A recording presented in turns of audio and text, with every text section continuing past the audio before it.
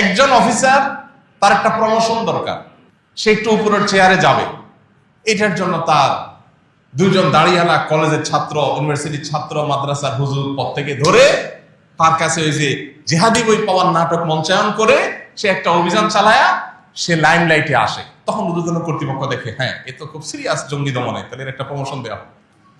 ওর একটা প্রমোশনের জন্য একটা পরিবারকে সারা জীবনের জন্য ভিকটিম বানিয়ে গোটা সমাজের কাছে কালপিট বানিয়ে দেওয়া হয়েছে। অসংখ্য কলেজ ইউনিভার্সিটির ছেলেপেলেরা শুধু সৎ পথে আসার কারণে, শুধু দিনের পথে আসার কারণে তাদেরকে জঙ্গি তকমা দিয়ে বছরের পর বছর তাদেরকে গুম করে রাখা হয়েছে, জেলে পুরে রাখা হয়েছে। একটি দুটি নয়, শত শত ঘটনা ঘটেছে। আমরা কজন মানুষ তখন বলেছি এসব মিথ্যাচারের বিরুদ্ধে আমরা দাঁড়াই, এই সমস্ত শয়তানের বিরুদ্ধে আমরা কথা বলি, বরং আমরা অনেকে নিজেরা বিভ্রান্ত হয়ে গেছি, মনে করছি হ্যাঁ বোধহয় ছেলেরা আসলেই সন্ত্রাসী। ভাইরা আমার, বেশি দূরে যেতে হবে না।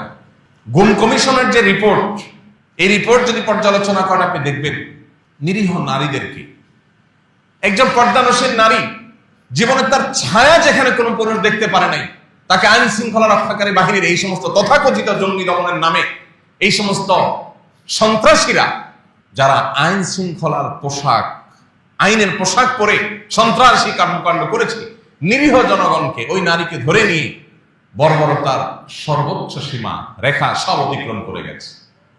যে নারীর ছায়া কোনোদিন কোনো পুরুষ দেখতে পারে না, এটা তার দিন পালনের স্বাধীনতা, সাংবিধানিক অধিকার, সেটাকে বলণ্ঠিত করে রিমান্ডের নামে, জিজ্ঞাসাবাদের নামে বিবস্ত্র করে, হ্যাঁ না কোনো উপায় নাই, যে উপায় থাকে নির্যাতন করা হয়।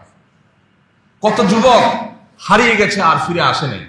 আলেম ওলামা তো বটে, স্কুল কলেজ পড়ুয়া, আপনার সাধারণ শিক্ষিত ডাক্তার, ইঞ্জিনিয়ার, তরুণ, বিশ্ববিদ্যালয়ের শিক্ষার্থী, কলেজ শিক্ষার্থী, দোষ কি? মুখে দাঁড়িয়ে আছে। দোষ কি? নামাজ পড়ে, ফজরের নামাজ জামাতের সাথে পড়ে। দোষ কি? টাকনোর উপরে প্যান্ট পরে।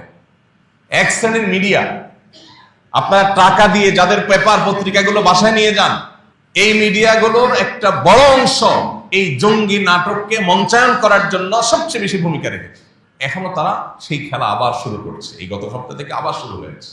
আইন শৃঙ্খলা রক্ষাকারী বাহিনীর বিভিন্ন গুরুত্বপূর্ণ ব্যক্তি, সরকারের ঊর্ধ্বতন কর্তৃপক্ষ, তাদেরকে ব্যক্তিগতভাবে আমরা বিষয়টাকে নজরে আনার চেষ্টা করেছি, কিন্তু দায়িত্বশীলতার জায়গা থেকে আমি আপনাদের কাছে একটা উদাত্ত আহ্বান রাখতে চাই। সেটা হলো, অনুগ্রহ করে এই সময়টাতে, যে সময়টাতে বিশেষ করে সাদাকে কালো, কালোকে সাদা করে দেখাবার একটা প্রবণতা আছে, এই সময়টাতে আপনাদেরকে কোনো কিছু যদি গেলানোর চেষ্টা করা হয়, একজন মুসলমান হিসাবে আপনার দায়িত্বশীল আচরণের জায়গা থেকে আপনি সেটা গিলবার আগে আপনাকে 10 বার ভাবতে হবে, আমি যাকে কালপ্রিট মনে করছি আসলে সে কোনো ভিকটিম কিনা।